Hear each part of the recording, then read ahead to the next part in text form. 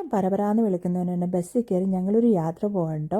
എങ്ങോട്ടാണ് ഞങ്ങളുടെ യാത്ര എന്നല്ലേ? ഞങ്ങൾ എത്തിപ്പെട്ടത് ലണ്ടനിലെ ലൈറ്റ്സ് കാണാനായിട്ടാണ്. റീജൻറ്റ് സ്ട്രീറ്റിലേതായി വിടർന്നു നിൽക്കുന്ന ഏഞ്ചൽസും അതുപോലെ ബോണ്ട് സ്ട്രീറ്റിലെയും ലെസ്റ്റർ സ്ക്വയറിലെയൊക്കെ നല്ല വൈവിധ്യമാർന്ന ലൈറ്റ്സും പിന്നെ ഓക്സ്ഫോർഡ് സ്ട്രീറ്റിൽ തൂങ്ങിക്കിടക്കുന്ന സ്റ്റാർസും ഒക്കെ കണ്ടാലല്ലേ നമ്മുടെ ആ ഒരു ഫെസ്റ്റീവ് വൈബ് പൂർത്തിയാവുള്ളൂ. ഇനിയാണ് ഞങ്ങൾ കാറിൽ പോയാണ് കാണുന്നത്.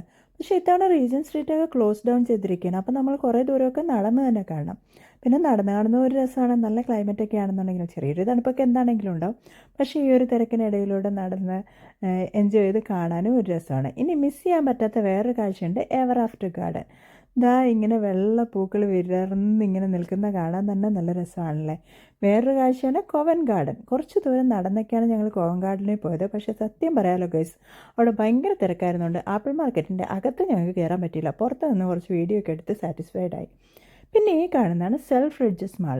നിങ്ങൾ പോകുന്നുണ്ടെങ്കിൽ തീർച്ചയായിട്ടും ഈ ഒരു മാൾ മിസ് ചെയ്യരുത് കേട്ടോ. ഞാൻ എൻ്റെ ഡീറ്റെയിൽസ് ഒക്കെ ഡിസ്ക്രിപ്ഷനിൽ കൊടുത്തു. മാളിൻ്റെ പ്രത്യേകത എന്താണെന്ന് വെച്ചാൽ ഇവിടെയാണ് കോൺഫെറ്റി ഷോസ് നടക്കുന്നത്.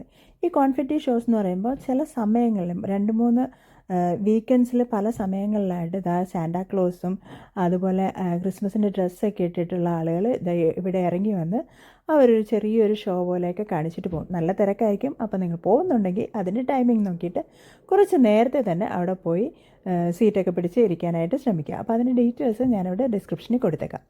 ഇനി സെൽഫ്രിഡ്ജസ് മാളിൻ്റെ ഉള്ളിൽ നമുക്ക് ഒരുപാട് ക്രിസ്മസ് ഡെക്കറേഷൻസ് കിട്ടും കേട്ടോ. നല്ല രസമാണ് കാണാനായിട്ട്. പിന്നെ സത്യം പറയാമല്ലോ, ഭയങ്കര കോസ്റ്റ്ലിയാണ് മേടിക്കാനായിട്ട്.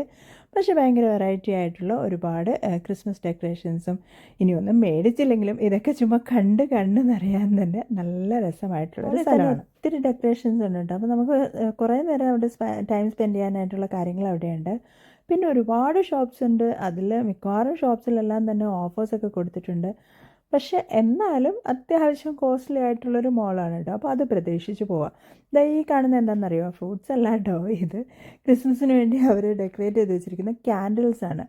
ഇതെല്ലാം മെഴുകൊണ്ട് ഉണ്ടാക്കിയതാന്ന് പറഞ്ഞാൽ നിങ്ങൾക്ക് വിശ്വാസം വരുന്നുണ്ടോ? ഇതാ കണ്ടില്ലേ, ബുൾസേ പോലത്തെ ക്യാൻഡിൽ അടക്കമുണ്ട്. അപ്പോൾ അതിനൊക്കെ അതിൻ്റേതായ സ്മെല്ലും ഉണ്ട്. ഓറഞ്ച് ആണെങ്കിലും ബനാന ആണെന്നുണ്ടെങ്കിലും അതിനൊക്കെ ആ ഒരു സ്മെല്ലും ഉണ്ട്. പക്ഷേ നല്ല രസമാണ് കാണാനായിട്ട്. അവർ അത് അറേഞ്ച് ചെയ്ത് വെച്ചിരിക്കുന്നത് കാണാനായിട്ട്. അപ്പോൾ ഇതൊക്കെ നമ്മളെ കണ്ട് ഇങ്ങനെ നടക്കാൻ തന്നെ ഒരു രസമാണ്. നമ്മളൊന്നും മേടിച്ചില്ലെങ്കിൽ നമ്മളൊരു ഫുൾ ഡേ അവിടെ സ്പെൻഡ് ചെയ്യാൻ തന്നെയുള്ള കാര്യങ്ങളുണ്ട്. ഇനി ചുമ്മാ വായനൊക്കെ അടക്കാൻ മാത്രമല്ല, സ്ട്രീറ്റിലൂടെയൊക്കെ നടക്കുമ്പോൾ പല വെറൈറ്റി ക്യൂസിനിലുള്ള ഭക്ഷണങ്ങളും നമുക്ക് കിട്ടും കേട്ടോ. ചൈനീസ്, ഇറ്റാലിയൻ, ടർക്കിഷ് എന്ന് വേണ്ട ഏത് ഐറ്റം വേണമെന്നുണ്ടെങ്കിലും കിട്ടും. ഇനി നിങ്ങൾ ചൈന ടൗൺ ഭാഗത്തേക്ക് പോകുന്നുണ്ടെന്നുണ്ടെങ്കിൽ ചില ഷോപ്സിലൊക്കെ ബഫറ്റ് ഓപ്ഷൻ ഉണ്ട് കേട്ടോ. ഞങ്ങളിത് 16 പൗണ്ടിന് ബഫറ്റ് എടുത്താണ്. ചൈനീസ് ഐറ്റംസ് ഒരുപാട് സാധനങ്ങളുണ്ട്, നമുക്ക് കഴിച്ച് തീർക്കാൻ പറ്റില്ല. ഒട്ടുമിക്ക എല്ലാ ചൈനീസ് ഐറ്റംസും നമുക്ക് അവിടെ നിന്ന് ടേസ്റ്റ് ചെയ്യാനായിട്ട് പറ്റി. പിന്നെ നമുക്ക് കഴിച്ച് തീർക്കാനുള്ള വയറ് തീർന്നു പോകുന്നുള്ള പ്രശ്നം മാത്രമേ ഉള്ളൂ. ഫുഡ് തീരുന്ന പ്രശ്നമേ ഇല്ല. ഒരുപാട് സാധനങ്ങളുണ്ടായിരുന്നു. ഭയങ്കര ഒരു ഫുൾഫില്ലിംഗ് ആയിട്ടുള്ളൊരു ലഞ്ചായിരുന്നു ഞങ്ങൾ കഴിച്ചത്. ഇനി ഇതേ ബഫറ്റ് നമ്മൾ ടേക്ക് അവേ എടുക്കുകയാണെന്നുണ്ടെങ്കിൽ അതിന് ഹാഫ് പ്രൈസേ വരുന്നുള്ളൂ. അപ്പോൾ ചൈന ടൗൺ ഭാഗത്ത് ഇത് പല ഷോപ്പുകളിലും ഇതുപോലെ ബഫറ്റ് കൊടുക്കുന്നുണ്ട്. അപ്പോൾ നമുക്ക് ബഡ്ജറ്റ് ഫ്രണ്ട്ലി ആയിട്ട് ഫുഡ് കഴിക്കാൻ പറ്റിയ ഒരു ഏരിയയാണ്. അതായത് കണ്ടില്ലേ, ചേരയെ തിന്നുന്ന നാട്ടിൽ ചെന്നാൽ നടുക്കഷ്ണം തിന്നണമെന്നല്ലേ. അതുകൊണ്ട് ചേച്ചി ഇതാ ഫോർക്കും സ്പൂണും നൈഫും ഒക്കെ വെച്ചിട്ട് ഒരു ചെമ്മീൻ തിന്നാനുള്ള ശ്രമത്തിലാണ്. ഏതാണെങ്കിലും കുറച്ചൊന്ന് മെനക്കെട്ടെങ്കിലും ആൾ ഫൈനലി സക്സസ്ഫുൾ ആയിട്ടോ, അത് പറയാതെ വയ്യ. അങ്ങനെ വയറ് നിറച്ച് അവസാനം അവർ ഞങ്ങളെ ഇറക്കി വിടുമെന്ന അവസ്ഥയിലായപ്പോഴാണ് ഞങ്ങൾ ആ ഒരു ഭാഗത്തുനിന്ന് പതുക്കെ ഇറങ്ങിപ്പോകുന്നത്. തിരിഞ്ഞു നോക്കിയാലും അവിടെയൊക്കെ വർണ്ണാഭമായ കാഴ്ചകൾ എന്ന് പറയുന്ന അവസ്ഥയിലാണ് ഇപ്പോൾ ലണ്ടൻ. എല്ലാ ഷോപ്സും തന്നെ നല്ല ഭംഗിയായിട്ടാണ് ഡെക്കറേറ്റ് ചെയ്ത് വെച്ചിരിക്കുന്നത്.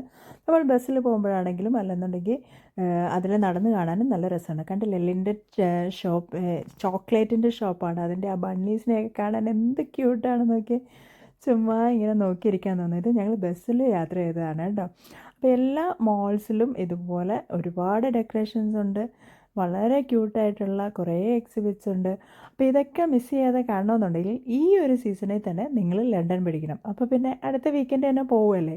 അടുത്ത വീക്കെൻഡ് കുറച്ചൊക്കെ തണുപ്പുണ്ടാവും. പക്ഷേ എന്നാലും ഈ ഒരു കൂട്ടത്തിനിടയിൽ ഇറങ്ങി നടക്കുമ്പോൾ ഈ തണുപ്പൊന്നും നമ്മൾ അറിയില്ലെന്നേ. ഇങ്ങനെയൊക്കെ പോയിട്ട് വരുമ്പോൾ കിട്ടുന്നൊരു വൈബ് എന്ന് പറയുന്നത് അതൊന്ന് വേറെ തന്നെയാണ്.